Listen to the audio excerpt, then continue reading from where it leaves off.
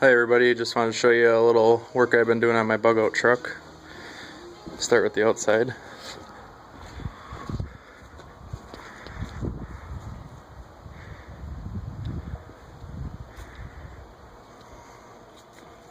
It's not finished, I just started a couple days ago.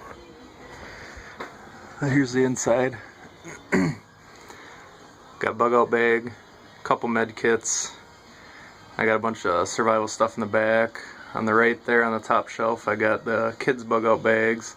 I still got all this room on top that I can utilize. Also velcroed some maps of my area on the ceiling.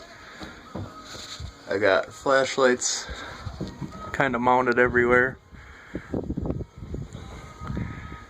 Leave a comment, I can go through stuff or show you how I do it.